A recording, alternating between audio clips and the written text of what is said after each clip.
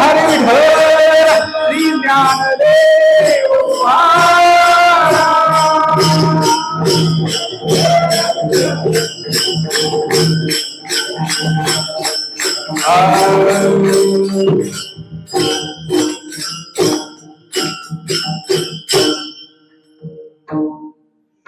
सारासार विचार करा उठा उठी, सारासार विचार करा उठा उठी, नाम धरा कंठी विठोबाचे, तयाच्या चिंतने निरसेल संकट, तराल दुर्घट भव सिंधू, जन्मोनिया कुडी वाचे स्मरे राम, जन्मोनिया कुडी वाचे स्मरे राम, धरी हाची नेम अहर्निशी, तयाच्या चिंतने निरसेल संकट, तराल दुर्घट भव सिंधू, तुका म्हणे कोटी कुळे ती पुनीत, तुका म्हणे कोटी कुळे ती पुनीत, भावे गाता गीत विठोबाचे, तयाच्या चिंतने निरसेल संकट, तराल दुर्घट भव सिंधू, पांडुरंगात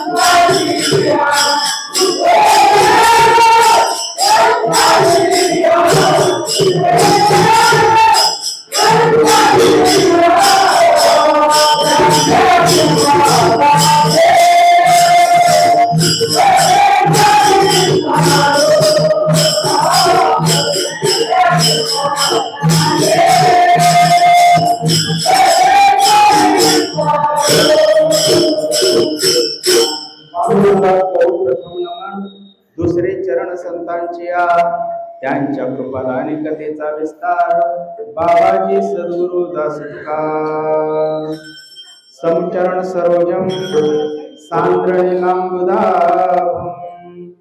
जगरणी हितपाणी मंडनम मंडनानम तरुण तुळशीमाला कंदरम कंज नेत्रम सदैव हासं विठ्ठलं चिंतयामि महायोग पीठे तटे भीमरथ्या वरं पुंडरीकाय दातुं मुनीन्द्रे समागत्य तिष्ठन्तमानन्दकन्दम् परब्रह्मलिङ्गं भजे पाण्डुरङ्गम् कलावद्मे जीवोद्धरार्थावतारम् कलां कामकतेजोधिकामोदिवक्त्रम् खलानिशवादापनोदाढदक्षम् समाधिस्थमूर्तिं भजे ज्ञानदेवम् नमो सद्गुरु तुकया ज्ञानदीपा नमो सद्गुरु सच्चिदानंद रूपा नमो सद्गुरु भक्त कल्याण मूर्ति नमो सद्गुरु भास्करा पूर्ण कीर्ती जयांचे केले स्मरण होय सकल विद्यांचे अधिकरण तेची बंधू श्री चरण श्री गुरूंचे ते नमस्कार मी आता मस्तक हे पाया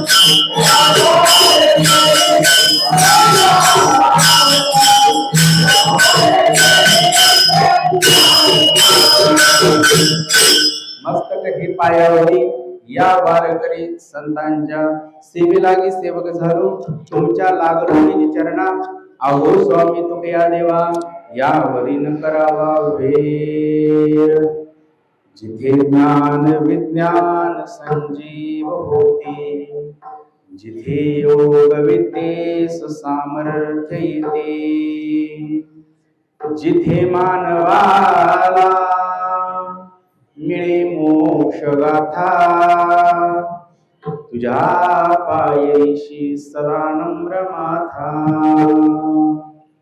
नवे फूल अश्वत्थ वृक्षास आले जिथे गीत ओवी सवे वेद झाले तुझ्या शब्द शब्दात सायुज्यनाथा तुझ्या पायैशी सदा नम्र माथा तुझ्या मंदिरी आर्त जीवास तृप्ती तुझ्या दर्शने लोक स्वानंद घेती श्रुती धन्य झाल्या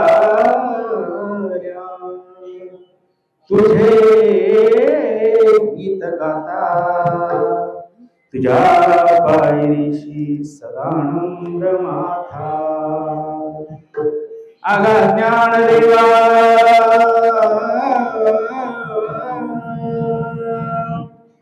मुक्ताई परेशा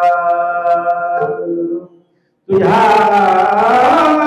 पायरीशी सदा नम्र माथा तुझ्या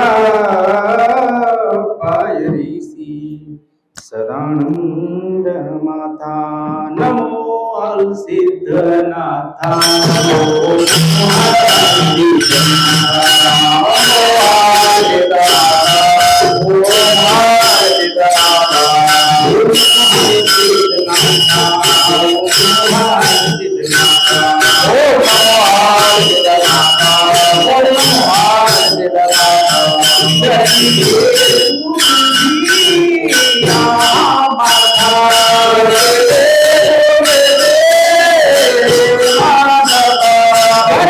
Yeah.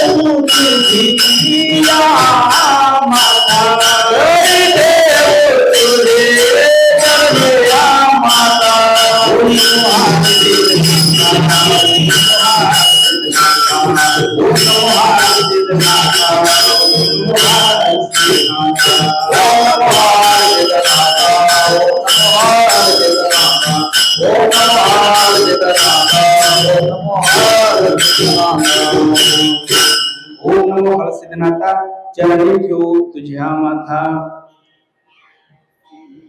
काय म्हणतात महाराज, सारासार विचार करा उठावठी, नाम धरा कंठी विठोबाचे. अनंत प्रभावी दीक्षित विश्व संत संत हृदय सम्राट वैराग्य प्राप्त श्री देहू क्षेत्र निवासी असलेले श्रीमंत रूपी जगद्गुरु तुकाराम महाराज यांच्या मुखादी जीवनातून प्रकट झालेली अमृतमयवाणी अर्थात गाथा, त्या गाथ्यामध्ये असलेल्या अनेक अभंगापैकी प्रस्तुत सेवेकरता निवडलेला अभंग हा नामरूप या प्रकरणातील आहे. तसेच उपदेशपर सुद्धा या प्रकरणातील हा अभंग सेवेकरता निवडलेला आहे. या अभंगाचा पहिल्यांदा मी तुम्हाला भावार्थ सांगतो आणि नंतर येणाऱ्या थोड्या वेळामध्ये आपल्याला या अभंगाचं चिंतन करायचं आहे. जगद्गुरु तुकोबरा या अभंगाच्या माध्यमातून आपल्याला म्हणतात की सारासार विचार करा उठावठी. काय करा, काय सार आहे, काय आसार आहे, या गोष्टीचा तुम्ही पहिल्यांदा विचार करा. बर, विचार केल्यानंतर कोणत्या गोष्टीचा विचार करायला सांगत आहेत की कंठामध्ये फक्त विठ्ठलाचंच नाम तुम्ही धारण करा.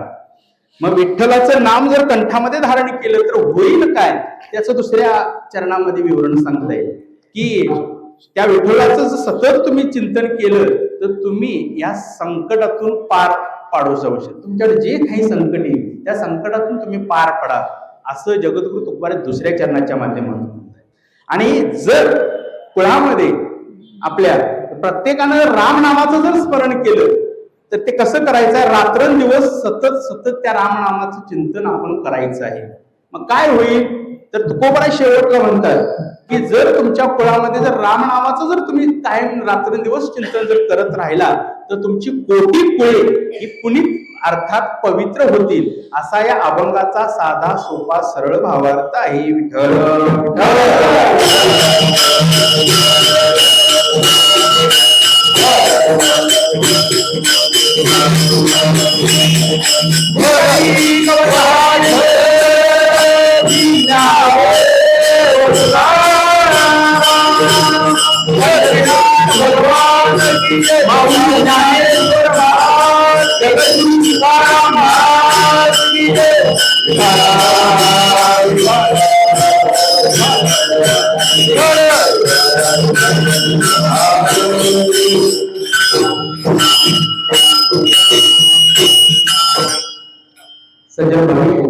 सेवेकरता निवडलेला अभंग जगद्गुरु संत श्रेष्ठ तुकोबरा यांचा अभंग आहे. अभंग 4 चरणांचा आहे. अभंग हा नामपर दिसतो परंतु आहे उपदेशपर या प्रकरणात. जगद्गुरु तुकोबरा यांनी नाम कसं कंठामध्ये आपण धारण करावं, कुणाचं नाम करावं धरावं, सतत कुठल्या गोष्टीचा विचार करावा, विचार करायला सांगणारे कोण आहेत आणि कशाचा विचार करायला सांगितलेला आहे या अभंगामध्ये त्यांनी स्पष्टपणे सांगितलेलं आहे. पण या अभंगाचं चिंतन करण्यापूर्वी थोडासा परिहार देणं हे वक्त्याचं कर्तव्य असतं. म्हणजे श्री क्षेत्र कुर्णी या गावामध्ये आपला परंपरेने चालत आलेला अखंड हरिनाम सप्ताह जो हलसिद्धनाथांच्या अभिषेक उत्सवानिमित्त सुरू आहे, त्या उत्सवातलं आज दुसऱ्या दिवसाचं कीर्तन रूपी पुष्प तुम्हा समस्त ग्रामस्थांच्या वतीनं हलसिद्धनाथ यात्रा कमिटीच्या वतीनं माझ्या वाटायला आलेलं आहे. जी काही वेडीवाकडी सेवा आहे ती प्रत्येकाने आत्मसात करायची आहे. कारण का तुकोबरा या अभंगाच्या माध्यमातून तुम्हा मला नामचिंतन करायला सांगत आहे. नामचिंतन करायला सांगत आहे. एका बाजूला म्हणतात नामचिंतन करा, विठ्ठलाचं नाम तुम्ही कंठामध्ये धारण करा. आणि हे सगळं करत असताना काय होईल तर त्याच्या चिंतनामुळे तुमचं संकट सगळं दूर होईल. म्हणून रात्रंदिवस तुम्ही राम नावाचं स्मरण करा, विठ्ठलाचं नाम कंठात धरा, हा उपदेश देखील या अभंगाच्या माध्यमातून जगद्गुरु तुकोबरा यांनी. आता कोणत्या गोष्टीचा विचार करावा, जगद्गुरु तुकोबरा म्हणतात की सारासार विचार करा उठावती. आता या जगामध्ये सार काय आहे आणि असार काय आहे याचं चिंतन आपल्याला करायला पाहिजे. मग सार काय आहे, फक्त आणि फक्त भगवान परमात्मा विठ्ठल हे नाम आपलं सार आहे. आणि आसार जे काय आहे, जे काही या संसार बंधनामध्ये ज्या बाकीच्या काही गोष्टी ज्या चालू आहेत ते सगळं काही आसार आहे. टीव्ही मध्ये एखादी मालिका लागली, चित्रपट लागला, किंवा बाहेर आपण कुठेतरी कीर्तन भजन सोडून तमाशा जरी पाहायला गेलो तर ते आसार आहे असं जगद्गुरु तुकोबाराय म्हणतात. मग सार काय आहे? फक्त आणि फक्त विठ्ठलाचं नाम हे सार आहे. ते फक्त तुम्ही आम्ही कंठामध्ये धारण करायचं आहे. कारण का जीवन जगत असताना प्रत्येक जीवाला वाटतं की सकल दुःखाची निवृत्ती व्हावी आणि परमानंदाची प्राप्ती व्हावी ही प्रत्येक जीव मात्राला अपेक्षा आहे. परंतु ती सकल दुःखाची निवृत्ती कुणाला झाली नाही आणि अधिकाराची प्राप्ती कुणाला झाली नाही त्याच्या अगोदर सांगणारे कोण आहेत हे आपण पाहिलं पाहिजे. या अभंगामध्ये सांगणारे जगद्गुरु संत श्रेष्ठ तुकोबाराय काय सांगत आहेत? सार आणि आसार याचा विचार सांगत आहेत. आणि कुणाला सांगत आहेत? तुम्हा आम्हाला जीवाला सार आणि आसार याचा विचार करायला जगद्गुरु तुकोबाराय सांगत आहेत. या 3 गोष्टी या अभंगामध्ये अतिशय महत्वाच्या आहेत. सांगणारे जगद्गुरु तुकोबाराय अधिकार श्रेष्ठ आहेत. कारण का सांगणारी व्यक्ती ही अधिकारानं असावी लागते. अधिकारी नेमकं कुणाला म्हणायचं? ज्यानं या जन्मात किंवा पूर्व जन्मात मल आणि विक्षेप हे 2 दोष निवृत्त केलेले आहेत आणि आता अज्ञानासह वर्तमान निवृत्ती करिता तो साधन चतुष्टय युक्त आहे. तो खरा वेदांत शास्त्र विचाराचा अधिकारी आहे. आणि या अधिकाऱ्याला भगवान परमात्म्याने कृपा केली आणि पूर्ण ज्ञान झालं.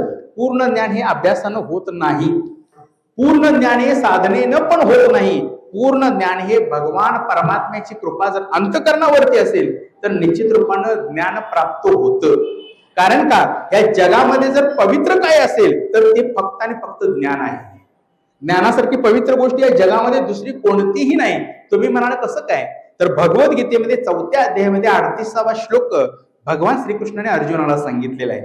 नाही ज्ञानेन सदृशम पवित्रमिह विद्यते तत्स्वयं योग संसिद्ध काले नात्मने विंदन्ति. हे अर्जुना, या जगामध्ये जर पवित्र काय असेल तर ते फक्त आणि फक्त ज्ञान आहे. ते ज्ञान तू मिळव पहिल्यांदा. कुणाकडे जाऊन मिळव? त्याच्याकरिता गुरु असावे. मग गुरु कसे असावे? तर त्यांच्या अंगी 3 गुण पाहिजेत. एक क्षत्रिय, दुसरा ब्रह्मनिष्ठ आणि तिसरा कृपाळू. हे 3 गुण संपन्न असणाऱ्या गुरुंना तू शरण जा आणि त्यांच्याकडे जाऊन तू ज्ञान प्राप्त करून घे. पण गुरु सुद्धा हे 3 गोष्टींनी युक्त असावे. त्यांच्या अंगी हे 3 गुण असणं आवश्यक आहे.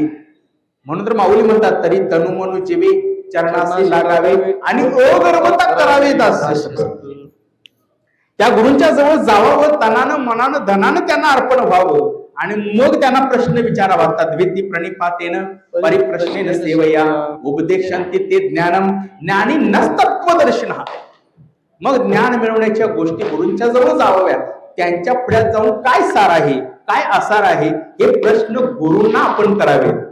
नाहीतर कुठल्या तरी प्रपंचाची गोष्ट घेऊन गुरूंच्या जवळ जायचं नाही. नाहीतर माझं लग्न होईना झाले गुरु, माझं लग्न जमेल का? संसारामध्ये एवढं आता ऊस जायचा, ऊस जाईल का? ऊसाचा बिल येईल का? सोसायटी फिटेल का? सोसायटी फिटायला माझे पैसे कमी आहेत, मला पैसे मिळतील का? हे गोष्टी घेऊन गुरूंच्याकडे जायचं नाही आहे. गुरूंना काय सार आहे, काय आसार आहे या गोष्टींचा विचार करण्याकरिता किंवा त्यांच्याकडून ज्ञान आकलन करून घेण्याकरिता गुरूंच्या जवळ जायचं. आणि म्हणून मग तद्वती प्रणिपातेन परिप्रश्नेन सेवया. आणि मग त्या गुरूंना प्रश्न करावा. काय प्रश्न करावा? हरी काय मी उद्धार पावे,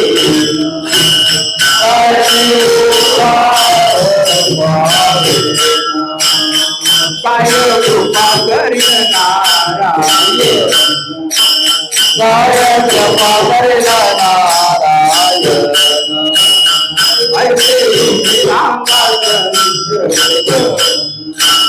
ऐसे तुम्ही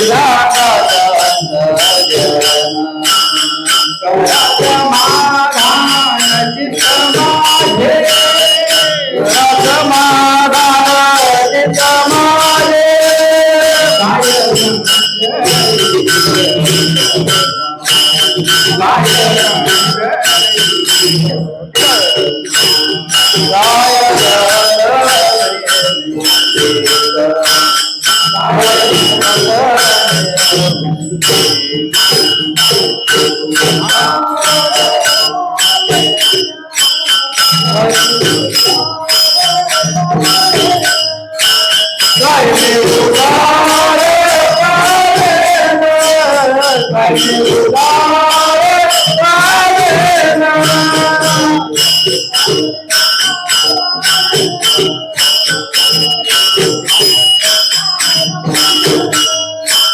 काय कृपा करेल नारायण, काय कृपा करेल नारायण.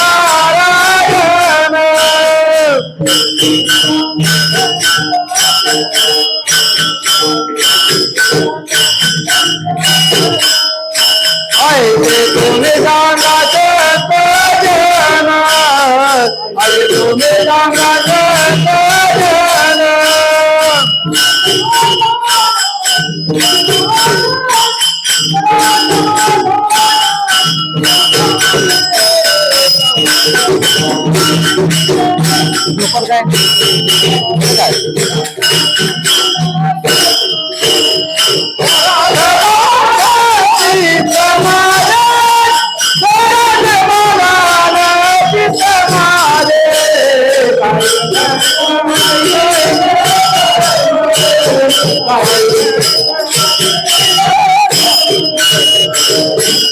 काय मी उद्धार पावे, काय कृपा करेल नारायण. ऐसे तुम्ही सांगा संतजन, करा समाधान चित्त माझे.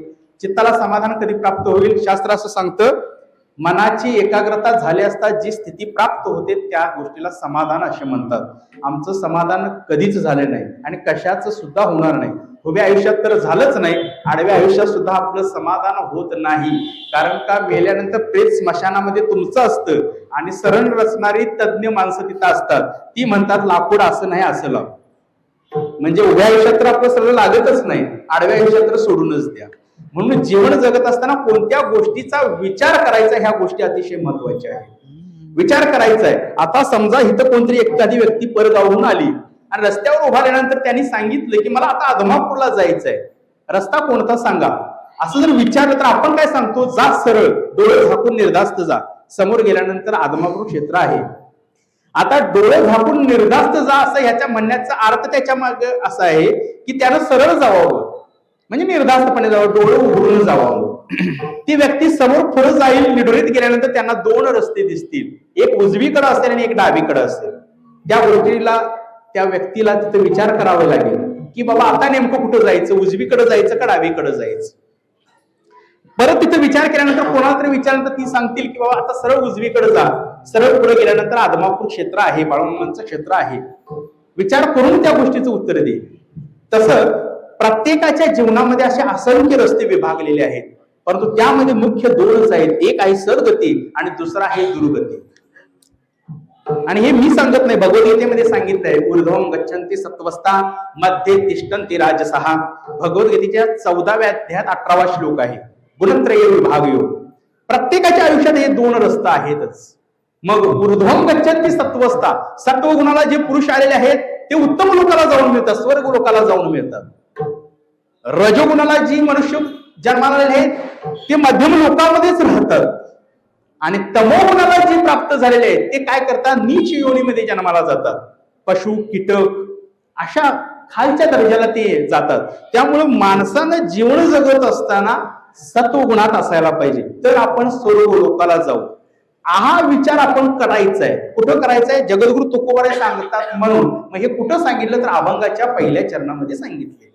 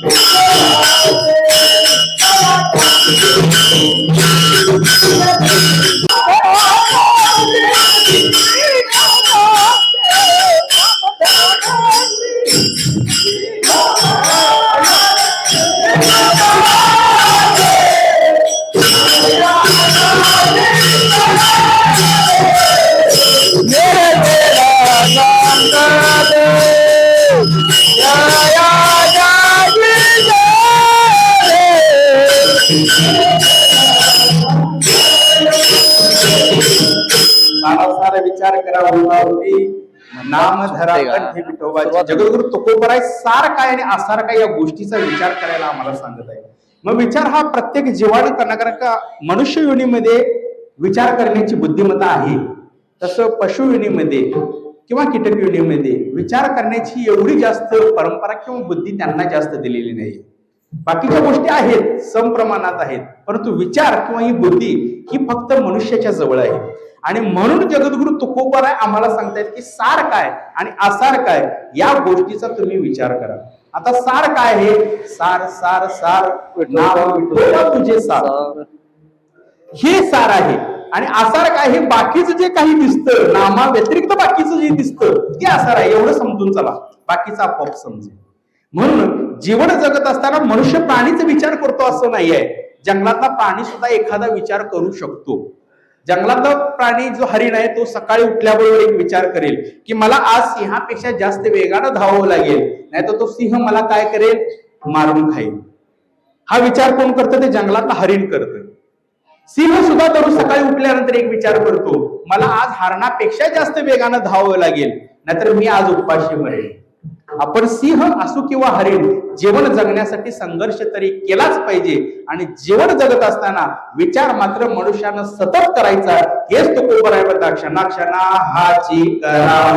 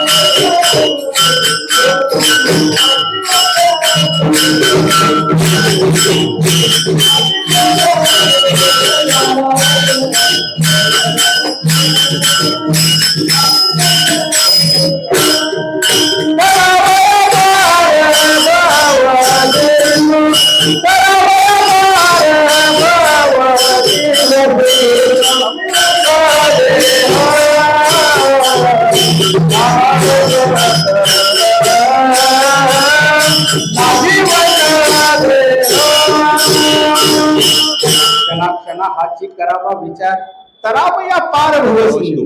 तुकोबराय या अभंगामध्ये म्हणतात सारासार विचार करा उठा उठी. आणि इकडे तर म्हणतात की क्षणा क्षणा हाची करावा विचार तराव या पार भव सिंधू. म्हणजे जीवन जगत असताना क्षणा क्षणाला पण महत्व आहे आणि उठता बसताना सुद्धा विचार करणं अतिशय महत्वाचं आहे. कारण का जगद्गुरु तुकोबराय इकडं आम्हाला उपदेश करताय. उपदेश हा फक्त संतांनी करावा, तुम्ही आम्ही उपदेश करून एखादा जीव ऐकणार नाही. म्हणून या जगामध्ये ज्यावेळी आपण जन्माला येतो, जन्मभर आयुष्यभर माणसाने फक्त एकच विचार करायचा आणि एकच उपदेश ऐकायचा, तो म्हणजे फक्त संतांचा. नाहीतर अनेक माणसं जीवन जगत असताना आजारी सुद्धा पडतात. एक नियम असा आहे की आजारी पडल्यानंतर ऐकायचं कोणाचं? डॉक्टरचं. फक्त डॉक्टरच ऐकायचं. घर बांधायला चालू केल्यानंतर ऐकायचं कोणाचं? गवंड्याचं किंवा त्या इंजिनियरचं, त्या आर्किटेक्टच ऐकायचं. हा एक नियम आहे. कीर्तन करत असताना उपदेश करायला तर ऐकायचं कोणाचं? आता मी सांगेल तेच ऐकायला पाहिजे. एखादी केस जर कोर्टामध्ये चालू असेल, निकाल जोपर्यंत आपल्या बाजूला लागत नाही तोपर्यंत कोणाचं ऐकायचं? वकील. नाही ऐकलं तर काय होईल? परिणाम फक्त काय जातात सांगतो. सध्या वाड्याचा सीझन खूप चालू आहे जोरात आणि प्रत्येकाकडे वाडा आणण्याकरिता दुचाकी गाडी आहे. आता सायकलनं बऱ्यापैकी वाडा कोणच आणत नाही. एक मुलगा वाड्याला गेला, जात असताना व्यवस्थित होती गाडी, अतिशय व्यवस्थित होती. रस्त्याने ज्यावेळी घरातनं बाहेर पडला त्यावेळी गाडीला ब्रेक वगैरे सगळं काही व्यवस्थित होतं. वाड्याला गेला डोंगराच्या दिशेनं, जाताना सुद्धा रस्त्यावर गाडी व्यवस्थित, गाडी थांबली, वाढ दिवस चांगलं सकाळच्या वेळी तोडलं, भारा बांधला, गाडीवरती ठेवला. गाडीवरती ठेवल्यानंतर ओझ्यानं ज्यावेळी उतरती रस्ता लागली त्यावेळी त्या गाडीचा ब्रेक अचानक फेल झाला. म्हणजे ब्रेक निकामी झाली. ब्रेक निकामी झाल्यानंतर याला काय सुचना, समोर एक महिला त्याच्या वडवी आहे. तो लांबूनच म्हणाला, अहो बाई जरासं आडवं व्हा, जरा आडवं व्हा, बाजूला व्हा, असं सांगायला लागलाय. कुठून? गाडीवरूनच सांगायला लागलाय. ब्रेक निकामी झाल्या, बाजूला व्हा, बाजूला व्हा असं सांगायला लागलाय. गाडी आवरली नाही. त्या बाईनं सुद्धा त्याचं ऐकलं नाही, कारण का ती बाई नवऱ्याच मुळात ऐकत नव्हती, याचं काय ऐकल. परिणाम असा झाला, गाडी अंगावर गेली, बाई रस्त्यातच पडली. पडल्यानंतर तिला उचलून दवाखान्यात नेलं. डॉक्टरने सांगितलं पाय फ्रॅक्चर झालं. पाय फ्रॅक्चर झाल्यानंतर ऑपरेशन करायला सांगितलं. 6 महिने बेड रेस्ट सांगितली. त्या गाडीवानावर, गाडी जी चालवणारा होता त्याच्यावर गुन्हा दाखल करण्यात आला. का? त्या बाईच्या अंगावर गाडी घातली म्हणून. गुन्हा दाखल झाल्यानंतर कोर्टामध्ये केस उभारली. ती बरी झाली. 6 महिने झालं, सगळं झालं, वर्ष झालं, 2 वर्ष झाली. त्या बाईचा एक वकील होता, या मोटरसायकल वाल्याचा एक वकील होता. कोर्टामध्ये गेल्यानंतर निकालाचा दिवस आला. निकालाचा दिवस आल्यानंतर एका कटघऱ्यात गाडीवाल्याला उभा केलं, दुसऱ्या कटघऱ्यात त्या बाईला उभा केलं आणि वकील दोन्ही बाजूचे थांबले. मुलग्याचा वकील म्हटला, काही भिऊ नकोस, निकाल आपल्याच बाजूला लागणार आहे, तुझं तू निर्धास्त राहा, शांत राहा. बाईचा वकील म्हटला, केस आपणच जिंकणार आहोत, फक्त थोडं शांत बसा, आपल्याच बाजून निकाल लागणार आहे. जज साहेब आले, 2 जण कटघऱ्यात उभा होती. विचारलं, का रे बा, या बाईच्या अंगावरती गाडी कुणी घातली? ती गाडी कुणाची होती? जज साहेब, माझीच गाडी होती, माझा नाईलाज होता म्हणून त्यांच्या अंगावरती मी गाडी घातली. काय झालं होतं? तर ब्रेक फेल झाले होते. अरे ब्रेक फेल झालेली गाडी रस्त्यावर सहजासहजी आणायचीच नसते. काय करू म्हटलं, मी घरातनं ज्यावेळी जात होतो त्यावेळी गाडी चांगली होती, वाढत तोडलं त्यावेळी गाडी चांगली होती, ओझ्या गाडीवरती घातलं, भारा घातला आणि उतरती ज्यावेळी रस्ता लागली त्यावेळी गाडीचे ब्रेक फेल झाले, माझा नाईलाज होता म्हणून मी त्यांच्या अंगावरती गाडी घालणं भाग पडलं. अरे खरं त्या बाईचे नुकसान भरपाई तुला द्यायला पाहिजे. हा जो मान खाली घातली, अजिबात काय बोलला. अरे बोल, अरे या बाईचे नुकसान भरपाई नेमकी कोण देणार? त्याचं तर नुकसान झालेलं आहे, ते नुकसान भरपाई मात्र तुला दिलीच पाहिजे. तरी मान खाली घातली, अजिबात काय बोलला नाही. आता त्या बाईन ग बसायचं का नाही? ती बाई म्हटली, त्या दिवशी कसा मोठ्यानं बोलत होतास, ओरडत होतास, आता काय तुझी दातखिली बसली काय? त्या दिवशी कसा म्हणत होतास, बाई बाजूला व्हा, बाई बाजूला व्हा, गाडी अंगावर येईल. मला वाटते मी काय म्हणायचे ते तुम्हाला समजलेलं आहे. म्हणून ज्यावेळी केस उभारल्यानंतर जर निकाल आपल्या बाजूने ऐकायचा असेल, व्हायचं असेल, तर कुणाचं ऐकायचं? वकिलाच ऐकायचं. आजारपण पूर्ण बरं होत नाही तो पण ऐकायचं कुणाचं? डॉक्टरच ऐकायचं. घर बांधायला चालू केलं, संपेपर्यंत कुणाचं ऐकायचं? कुणाचं? गवंड्याचं. तसं कोणाने लग्न होईपर्यंत कुणाचं ऐकायचं? कुणाचं? बायकोच. आईच. लग्न होईपर्यंत कुणाचं ऐकायचं? आईच ऐकायचं. आणि लग्न झाल्यानंतर बघा, ऐका नाही तर नाही ऐका तो तुमचा दोष आहे, पण तो जन्मभर माणसानं मात्र संतांचंच ऐकलं पाहिजे. कारण का संतांच्या बोलण्यामध्ये काय असतं? हरी सहज बोलणे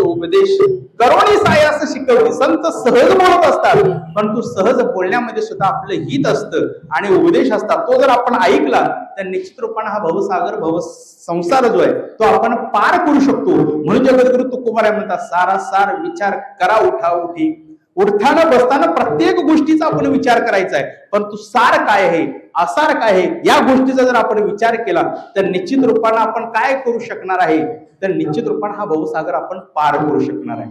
मग नंतर म्हणतात नाम धरा कंठी विठोबाचे. प्रत्येकानं उठता बसता एक नाम मात्र विठोबाचं कंठामध्ये धारण करायचं आहे. कारण का परा, पच्छंती, मध्यम आणि वैखरी या 4 वारीनं आपण नामस्मरण करत असतो. पण त्यामध्ये विठोबाचं नाम सारळ आहे ते इथं धरायचं आहे, कंठामध्ये आपण धारण करायचंय. आणि नाम हे सगळ्यात श्रेष्ठ आहे, सगळ्यात श्रेष्ठ आहे. मी नाही सगळे संत सांगतायत, कारण नाम पण बऱ्यापैकी थोडंफार चिंतन ऐकलंय, सगळं रूपाचं ऐकलं, थोडंफार जाता आता सांगतो. उपजली या बालकासी नाम नाही तयापासी, ठेवली नावेसी होते तोटी म्हणून नाम. जन्म झाल्यानंतर जर पहिला संस्कार जर मुलावरती काय असेल तर त्याचं काय करायचं, नाम. परंतु त्याच्याही अगोदर एक संस्कार असतो, बसलेल्या महिलांना बऱ्यापैकी माहिती असते. काय असतो, बोलत चला, काय अडचण नाही, बोललं तरी चालेल, काय गावातलाच महाराज आहे, चुकलं तरी चालेल. सप्तमी काय असतं, 5वी पुजली जाते. आता विषय असा आहे, बऱ्यापैकी 100 मध्ये 90 डिलिव्हरी हा सिझेरियनच होतात. राहिल्या फक्त 10तल्या 5 दिवस तरी काय डॉक्टर सोडत नाही. सिझर झालं तर किमान 8 दिवस सोडत नाही. पण तो डॉक्टरांना रिक्वेस्ट करून घरी आणावं लागतं. कशाकरिता, 5वी पुजण्याकरिता. कुणाची पुजायची, त्या बाळाची पुजायची. मग काय असेल ते बाळ, स्त्री असेल किंवा पुरुष असेल. आता 5वी पुजत असताना तिथं एक संस्कार केले जातात त्या बाळावरती. काय केले जातात, वयोवृद्ध स्त्रिया कोण असते त्यांना माहिती असेल बऱ्यापैकी. 5व्या दिवशी विसरलेत, दवाखान्यातच असल्यामुळे बाळंतीन घरात करायचे संस्कार विसरणार तर काय होईल. 5व्या दिवशी रात्रभर तिथे एक दिवा लावावा लागतो आणि त्या दिव्याचं संरक्षण वयोवृद्ध महिलांनी, जी झोप गेलेली स्त्री आहे तिला बसवायची तिथं. कारण का आपल्याकडे धारणा एक अशी आहे की त्या रात्री कोणतरी त्या बाळाचं भविष्य लिहिण्याकरिता येत असते. हे मी नाही सांगत, माऊलीने सांगितले. सटिवीची राती न विसंबी जे जेवी वाती, तैसा ईश्वर निर्णय चित्ती वाहने सदा. ती सटवी नावाची कोणतरी असते, ती त्या मुलाचं भविष्य लिहिण्याकरिता येणार असते. म्हणून तिथं काय ठेवायचं, दिवा लावल्यानंतर शेजारी काय ठेवायचं, वही आणि पेन ठेवायचं. पूर्वीच्या काळी काय ठेवत होते, वही पेन नव्हती त्यावेळी पाटी आणि पेन्सिल ठेवत होते. आता जरा काळ विज्ञानाकडे आलेला आहे म्हणून आपण काय करतो, वही आणि पेन ठेवतो. आता फक्त जाता विषय आलाय म्हणून सांगतो, इथून पुढच्या कालावधीत पाटी पेन्सिल पण बंद आणि वही पेन पण बंद होणार आहे. फक्त प्रत्येकाच्या घरात अँड्रॉइड मोबाईल आहे. लॉक काढायचं आणि तिथं ठेवायचं आणि त्या सतीला एक सांगायचं की बाई रात्रभर तुला जे काही सांगायचं टायपिंग करून जा, आम्हाला दिवसभर उद्या वेळ आहे, आम्ही दिवसभर उद्या वाचत बसतो. कारण का वेळ काळानुसार आपल्याला बदलायला पाहिजे, बदलल्याशिवाय पर्याय काही नाही.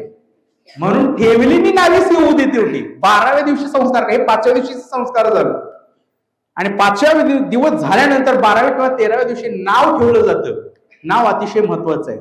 त्या बाळाचं नाव ठेवल्यानंतर मग ठेवली नावेसी होऊ देत होती.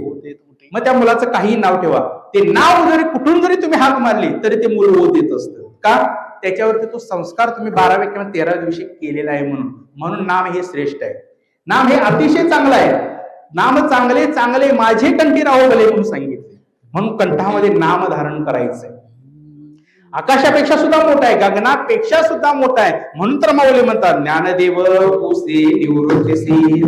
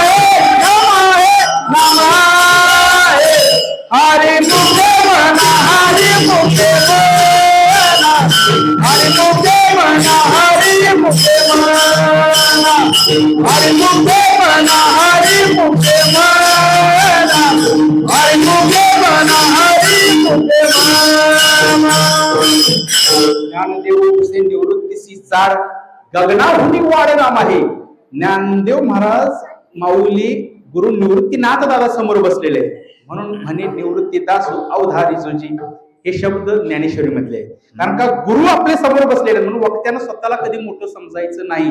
वक्त्यापेक्षा श्रोता हा कितीतरी पटीनं श्रेष्ठ असतो. हे मी नाही सांगत. आनंदाचे पुष्ट्यांगी श्रोते संगे उद्धरते म्हणून नामकंठामध्ये धारण करा. सारासार विचार करा उठाउठी आणि मग विचार केल्यानंतर कोणत्या गोष्टीचा विचार करायचा तर विठोबाचे नाम आपण कंठामध्ये धारण करायचंय.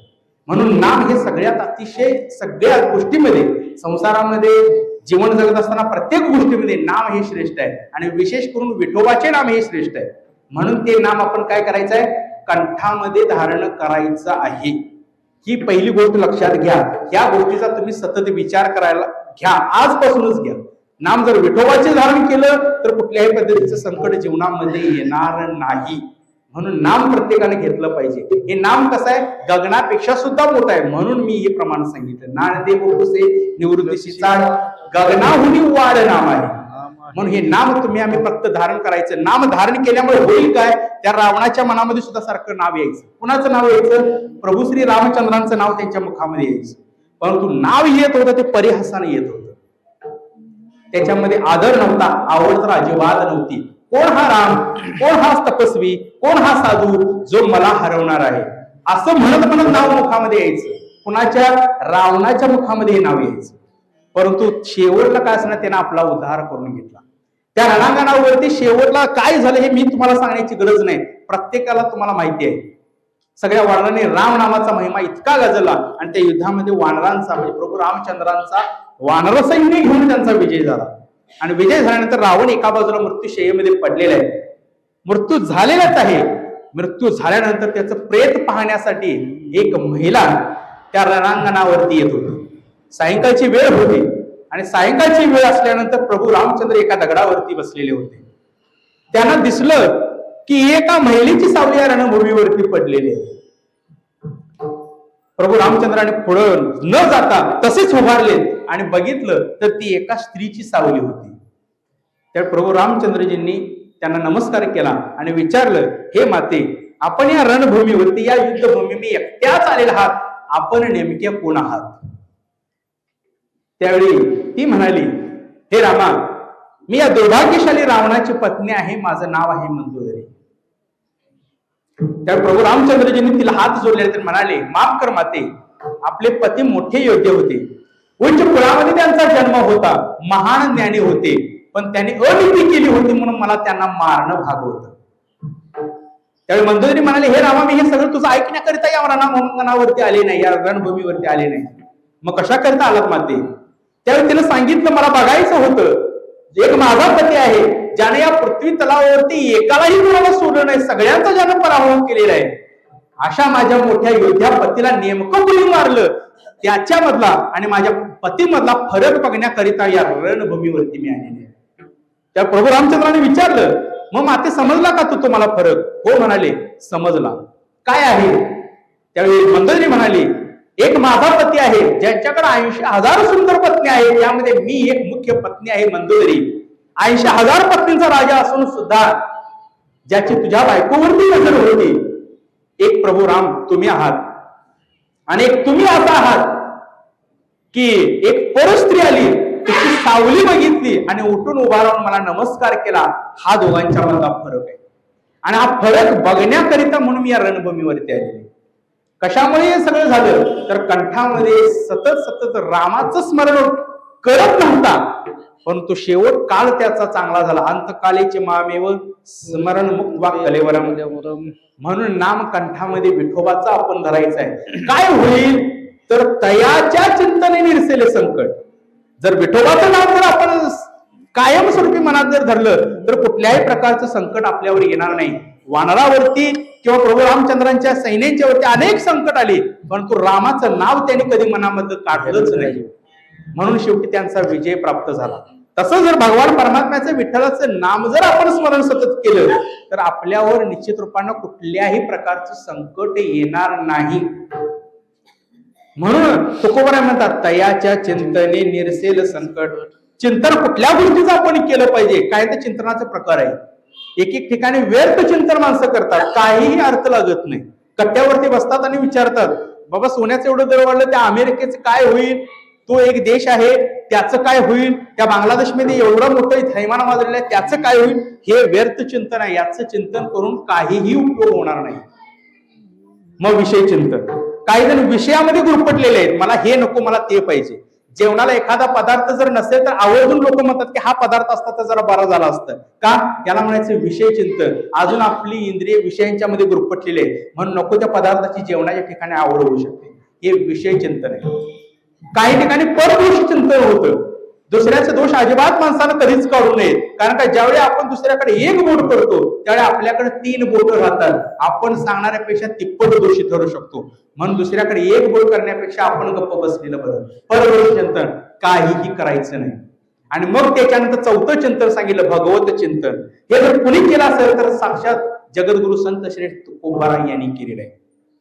आता तुम्ही म्हणला कधी केलं? काही समाज मधल्या माणसाने तुकोबारायांचा गाथा इंद्रायणीच्या डोहामध्ये जाऊन बडवला आणि बडवल्यानंतर तिथंच अनुष्ठानाला जगद्गुरु तुकोबाराय बसले. आणि बसल्यानंतर मात्र सतत भगवताचं चिंतन नामस्मरण त्यांच्या ठिकाणी चालू होतं. चालू असताना 13 दिवसानंतर देव आले आणि देव आले ते सरळ जगद्गुरु संत श्री तुकोबाराय यांच्या समोर आले.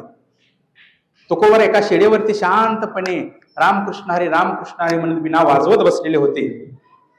देव आले पुढं आणि जगद्गुरु तुकोबारायांना दिसलं. देवा तुम्ही आलात? हो आलो म्हटले. मग इतके दिवस कुठं होता? त्यावेळी देव म्हटले ते अभंग म्हणताय तोपर्यंत तुकोबारायाने म्हटले देवा 7 योजना असणारा गोवर्धन तुम्ही एका करंगोळीवर उचलून धरला. आमच्यावर अभंगाचं तुम्हाला ओझं झालं का आणि कशाकरिता ओझं झालं एवढं मला सांगा. का वेळ लागला याचं उत्तर मला द्या. त्यावेळी देव म्हणतायत तुकोबाराय तुमच्या अभंग ज्या क्षणी बुडवले त्याच ठिकाणी मी तारले होते. हातात घेऊनच उभा होतो, वरती येणार होतो, परंतु माझा हात त्या इंद्रायणीने धरला आणि ती इंद्रायणी मला म्हटली की हे सगळे जे अभंग जे झालेले आहेत ते सगळे माझ्या या तीरावरती झालेले आहेत, या काठावरती झालेले आहेत. फक्त देवा एक काम करा, आम्हाला या अभंगाचं पारायण करू द्या. आणि मी त्यांचा हिरमोड करू शकलो नाही. मी म्हटलं ठीक आहे तुम्ही पारायण करा, अडचण काय नाही, पण ते अभंग जगद्गुरु संत श्री तुकोबारायांचे आहे तेवढं लक्षात घ्या. आणि जर समजा एखाद्याच्या व्यक्तीच्या समोर जर ताट वाढलं आणि ताटावरून जर त्या उपाशी जात असल्या तर त्या उपवासी राहतील आणि त्याचा दोष मला लागेल. म्हणून मी त्या अभंगाचं पारायण त्या नद्यांना करू दिलं. आणि ते पारायण करण्याकरिता त्या इंद्रायणी जवळ गंगा, सिंधू, सरस्वती, यमुना, गोदावरी, तापी, पूर्णा ह्या सगळ्या नद्या त्या ठिकाणी आल्या. देव म्हटले तुम्ही पारायण करा, फक्त माझी अट एक आहे, पान संपलं की पालटायला मी स्वतः तिथं थांबणार आहे. म्हणून कोरडे कागद उदकी लागोने ती बूंद, सांगा देव कान होती निर्जीव चालवली भिंती. निळोबारायांचा अभंग आहे. अहो बुडणाऱ्या गाथेला स्वतः इंद्रायणी महाराजांना पारायण करायचं होतं, म्हणून देवाला 13 दिवस पाण्यात थांबावं लागलं. आणि जर हे अभंग आम्हाला साक्षात गाथा रूपाने जर समोर आलेले असतील तर आपण ते किती कष्टानं, किती तळमळीनं वाचलं पाहिजेत, किती अंतःकरणपूर्वक वाचलं पाहिजेत, तरच आपलं काय होईल तर तयाच्या चिंतने निर्सेल संकट, तयाच्या चिंतने निर्सेल संकट.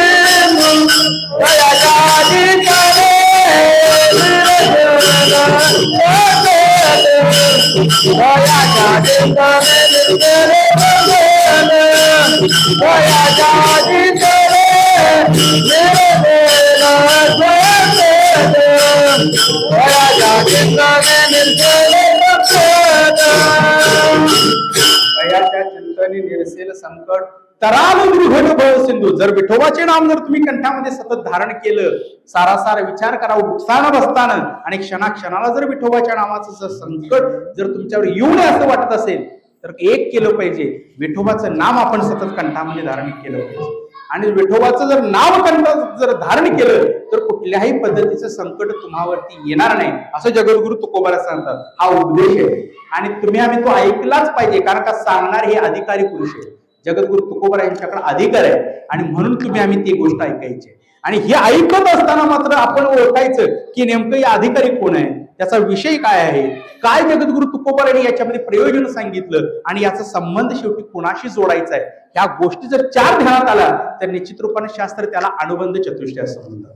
आणि हे जर ऐकलं तर निश्चित रूपाने हा भवसागर किंवा भवसिंधू हे संसार जो आहे तो आपण पार करू शकतो. म्हणून तर म्हणतात भवसागर तरता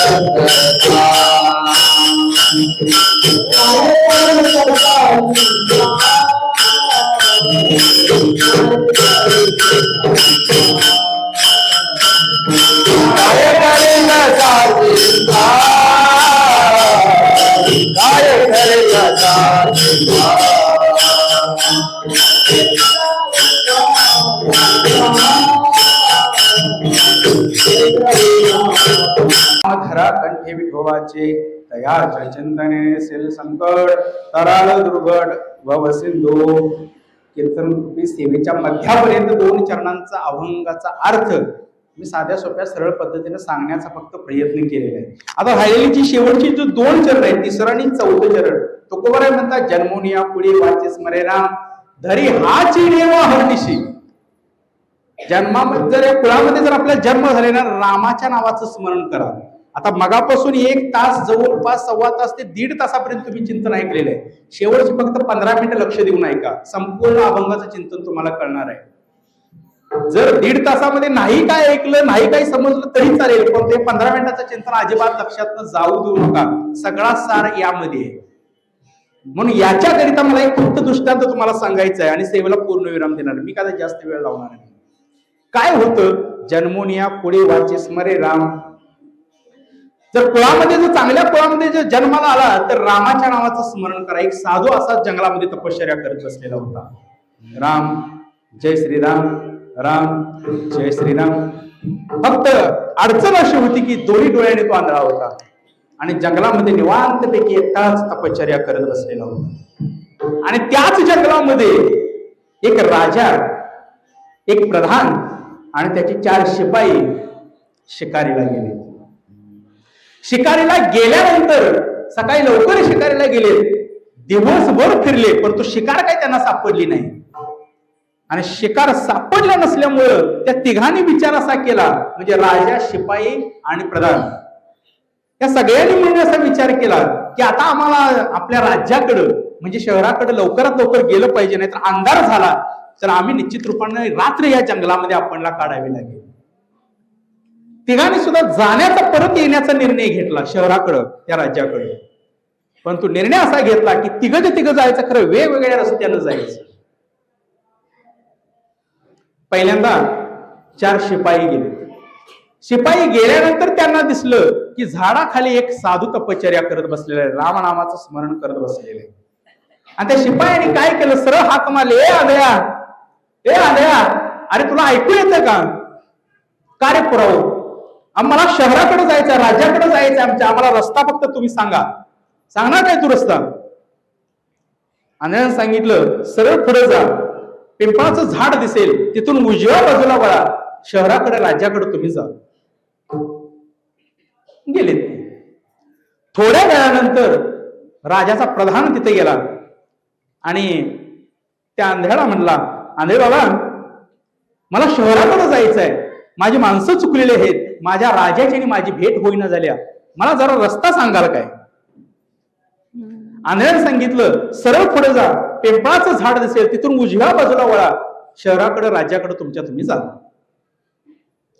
आणि शेवटला राजा त्या ठिकाणी गेला आणि आंधळा बाबा तपश्चर्या करत बसलेला दिसल्यानंतर राजा घोड्यावरनं खाली उतरला आणि त्या आंधळे बाबांना नमस्कार केला. बाबा, मी तुमचं नमस्कार करतो, तुम्हाला नमस्कार करतो, तुमचं दर्शन घेतो.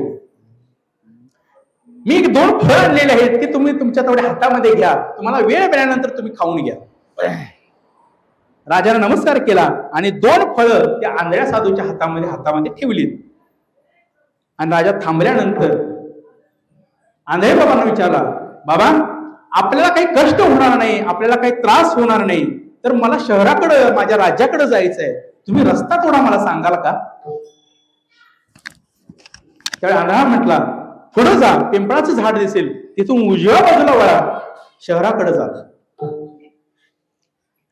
राजाने 1 पाय म्हणतात 2 पाय पुढे टाकले आणि आंधळा म्हटला, अरे राजा, थोड्या वेळापूर्वी तुझा प्रधान आला होता, तोही मला शहराकडे जायचा रस्ता विचारत होता, त्याच्याही अगोदर तुझे 4 शिपाई आले होते, तेही मला शहराकडे जाण्याचा रस्ता विचारत होते. बघा, राज्य चालवणारी माणसं किती चोखंदळ असतात बघा.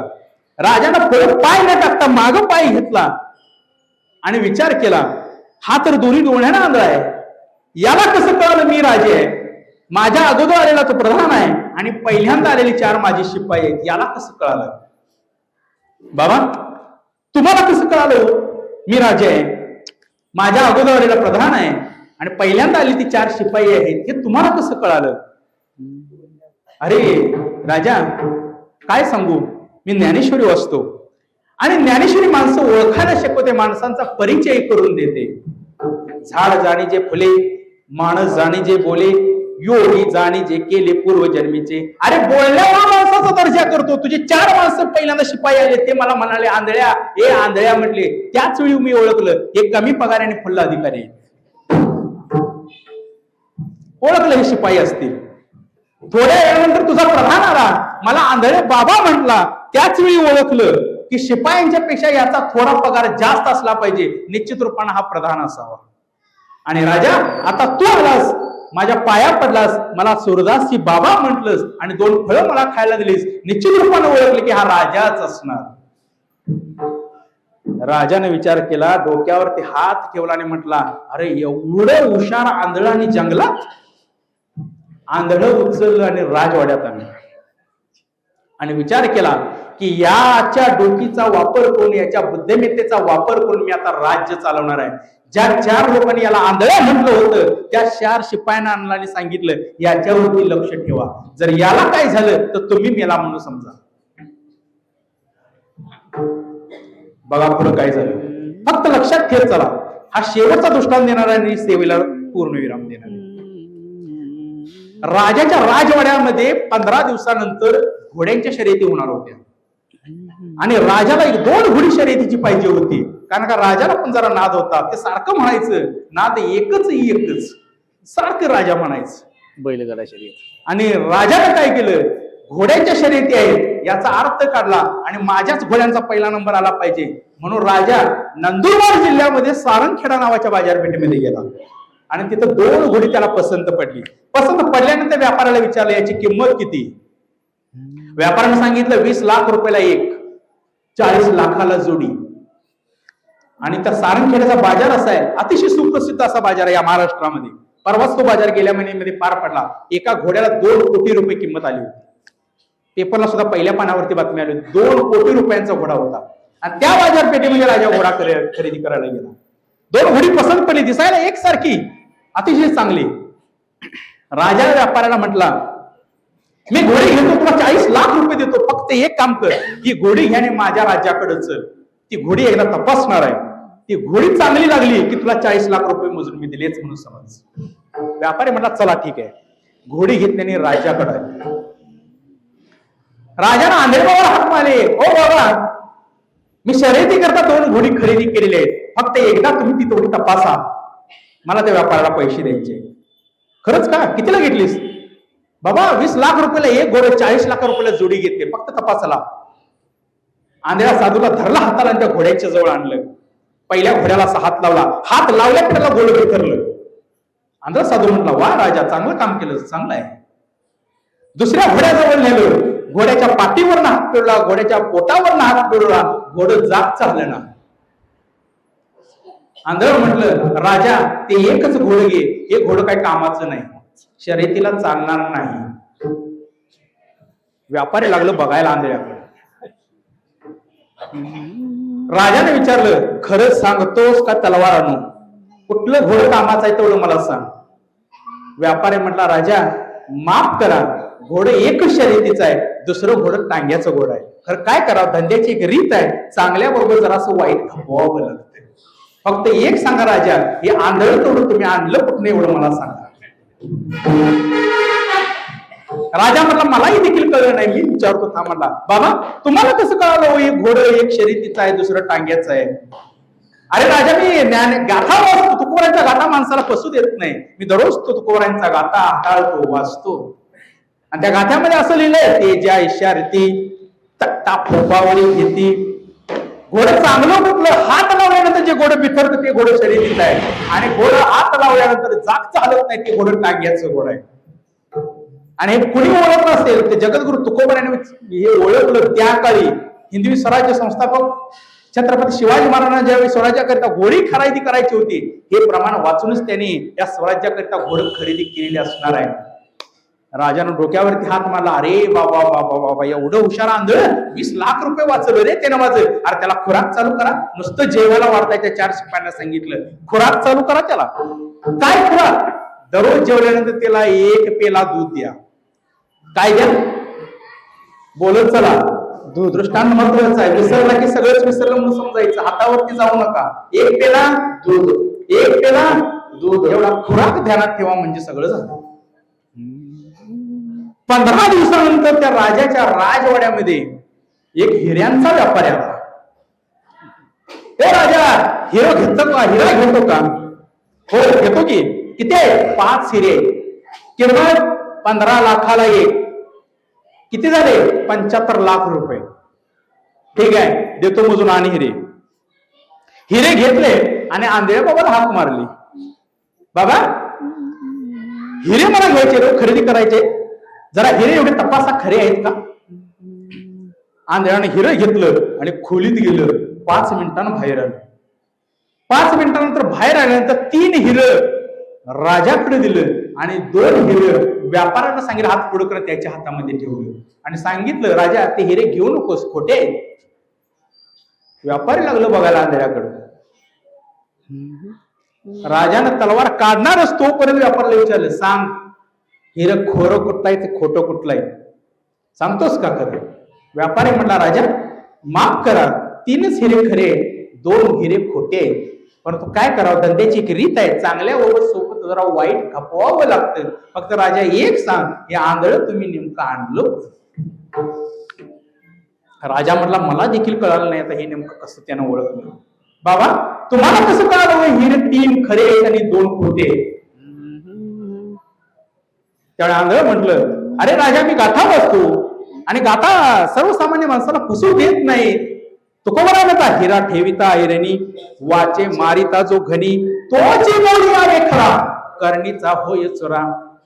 खरा खुरा हिरा घ्यायचा, ऐरणीवरती ठेवायचा आणि त्याला हातोड्यानं मारायचं, फुटत नाही. निघालं त्याचं टर्पल की ओळखायचं हा हिरा खोटा आहे. राजानं डोक्यावरती हात मारला, अरे खुराक वाढवा रे त्याचा. म्हटला, काय दिला होता पहिला खुराक? दूध, 1 पेला दूध. आता काय करा, त्या 4 सेवकांना सांगितलं दररोज 4 चमचे तूप त्याच्यात घाला आणि त्याला वाढवा, वाचवा दररोज. का हे जगलं पाहिजे याचा डोक्याचा वापर करून मी आता राज्य वाढवणार आहे. दररोज 1 पेला दूध आणि काय घातलं, 4 चमचे तूप दररोज त्याला घालायचं चालू केलं. आता राजाच्या राजवाड्यामध्ये शेवटला एक मोहरा नावाचं रत्न घेऊन एक व्यापारी आला. राजा मोहरा घेतो का? राजा म्हटला, घेतो की. तसं पूर्वीच्या काही ग्रामीण भागामध्ये महिला सुद्धा यायच्या, इथं समोर त्यांच्या झोपड्या असायच्या बघा. आता घरं बांधून राहिले तेवढाच फक्त फरक आहे. यात्रेच्या अगोदर यायचं, दसऱ्या झाल्यानंतर काय खायच्या त्या, काय म्हणायच्या, काय असायचं त्यांच्याकडं? घरामध्ये एखादी जर बाळतीन असेल, घरामध्ये एखादं लहान मूल असेल तर त्या गल्ली गल्ली गोळात साथ घालत यायच्या. धीटमणी घ्या, दातमणी घ्या, दाताचं दातवण घ्या ग कुणी, कुंकू कुंकू घ्या कुणी काळामणी, कुंकू घ्या कुणी काळामणी, कुंकू घ्या कुणी काळामणी, कुंकू घ्या कुणी काळामणी.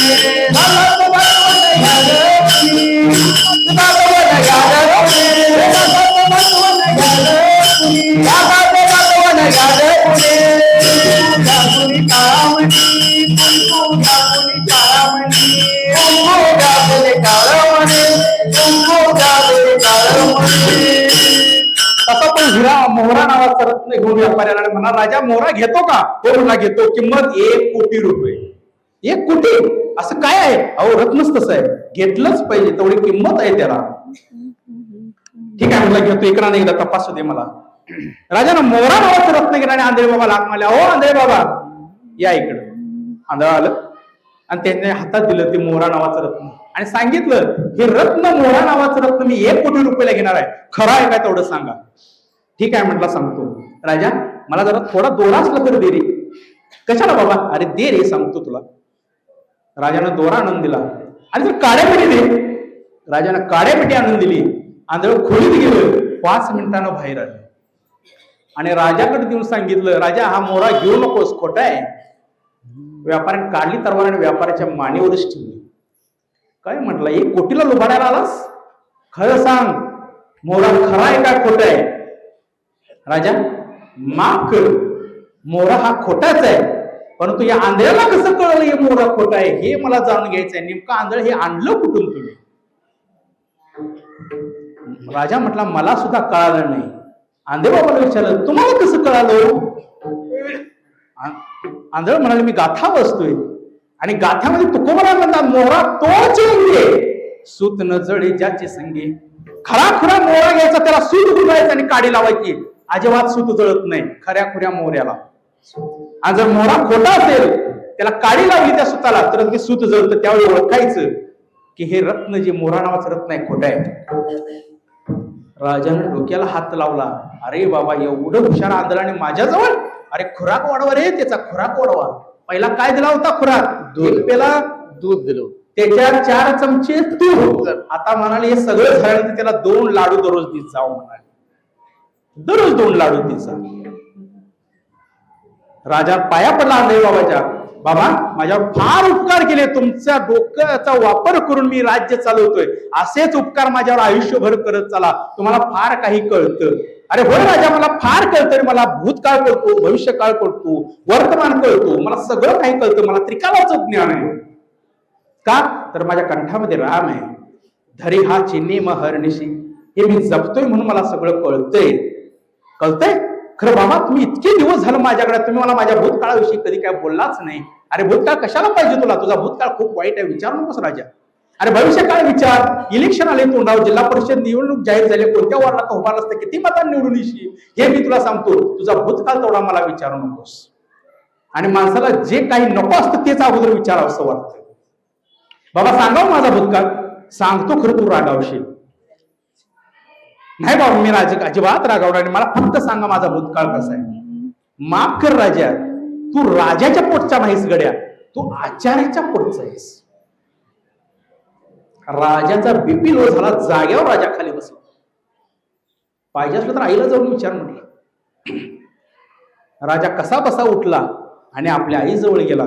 अगाई, मला आता राग येतोय, खरं खरं सांग, मी कोणाच्या पोटचा आहे तेवढं मला सांग. आई म्हटली, यार राजा, झालं गेलं विसरून जा, झालं गेलं सगळं घेऊन गेलं, मिळालं, तुला आता कशाला पाहिजे ते? तुझ्या पालन पोषणामध्ये काय अडचण असली तर सांग, तुला आता ते कशाला पाहिजे? नाही आई, मला आता जाणून घेतलंच पाहिजे, मी नेमका कुणाचा आहे तेवढा मला सांग. त्यावेळी आई म्हटली राजाची, हे बघ म्हटले, ज्यावेळी माझं लग्न झालं त्यावेळी मला 5 मुलं झाली, 5ची मुलं माझी मेली. मला 6व्यांदा मुलं झालं, ते सुद्धा मेलेलं जन्माला आलं. त्या दिवशी मी खूप रडले आणि रडल्यानंतर, रडत बसल्यानंतर मला कळालं की माझ्या राजवाड्यामध्ये स्वयंपाकगृहामध्ये एक आचार्य आहे आणि त्या आचार्याच्या सुद्धा बायकोला एक मुलगा झालेला आहे. मी तिच्या जवळ गेले, तिला सांगितलं तुझं मूल मला दे आणि माझं मेलेलं मूल तू घे. तिनं तुला मला दिलं, मी तुला लहानाचं मोठं केलं आणि या गादीवरती बसवलं, असं तुला मी राजा केलं. पण तू राजा एक माफ कर, तुझ्या पालन पोषणामध्ये जर काय अडचण आली असली तर तू मला माफ कर. राजानं सगळं ऐकलं आणि आंधळे बाबा जवळ आला. बाबा, तुम्ही म्हणता ते सगळं खरं आहे, परंतु तुम्हाला कसं कळालं मी आचार्याच्या पोटचा येते? अरे राजा, का कळणार नाही? अरे ज्ञानेश्वरी वाचतो मी, आणि ज्ञानेश्वरी माणसाचा परिचय करून देते, स्वभावाचा परिचय करून देते. का भूमीचे मार्दव, सांगे कोंबाचे लवलव, नाना आचार गौरव सुखवेनाचे. अरे पीक सांगतं जमीन कशी आहे, जमिनीमध्ये आलेलं पीक सांगतं ती जमीन कशी आहे, चांगली आहे का, सुपीक आहे का, नापीक आहे ते सांगते. अरे 20 लाख रुपये तुझ्या घोडा खरेदीमध्ये वाचवले, त्यावेळी वाटलं होतं मला एखादी सोन्याची चेन करून गळ्यामध्ये घालशील. काय दिलंस तू मला? दूध दिलं, 1 पेला दूध. अरे 30 लाख रुपये तुझे वाचवले हिरा खरेदीमध्ये, वाटलं एखादी सोन्याची चांगली 10 ग्रॅमची अंगठी तू हातामध्ये घालशील माझ्या, परंतु तू काय दिलं मला? तू त्या 1 ग्लास दुधामध्ये 4 चमचे तूप. अरे मोहरा खरेदीमध्ये तुझे 1 कोटी रुपये मी वाचवले. वाटलं एखादं सोन्याचा हातात कडे वगैरे घालशील, 1 तोळ्याचं 2 तोळ्याचं. तू काय घेऊन आला? 2 लाडू. ज्या ते सगळं खाण्याच्याच वस्तू देतं त्या ती ओळखलं हे राजाचं लक्षण नाही, हे आचाराचंच लक्षण आहे. मग जीवन जगत असताना नेमकं काय करायचं? तर धरी हा चिनी महर्निशी. जर मुखामध्ये कंठामध्ये राम येत असेल तर ओळखायचं की ती व्यक्ती चांगली आहे, ती साधू आहे आणि ती सांगते ते निश्चित रूपाने खरं आहे. माणसाचा परिचय ही ज्ञानेश्वरी करून देत असते. म्हणून जन्मून या पुढे वाचे स्मरे राम, धरी हाची नेम हरणीशी. आणि एवढं सगळं नेम कुळी धारण करायचं. तुका म्हणे कोटी पुढे ती पुढे भावे गाता गीत विठोबाचे. जर अशी कोटी कुळाचा जर उद्धार करायचा असेल तर अशी राजे, असे साधू या जन्मामध्ये, या पृथ्वीमध्ये जन्माला आले पाहिजेत. तर निश्चित रूपाने राम नामाचं स्मरण आपल्याला करेल, त्या विठ्ठलाचं चिंतन आपल्याला कळेल. म्हणून तयाच्या चिंतने निरसेल संकट, तराळ गुरुगट भाव सिंधू ज्ञानेश्वर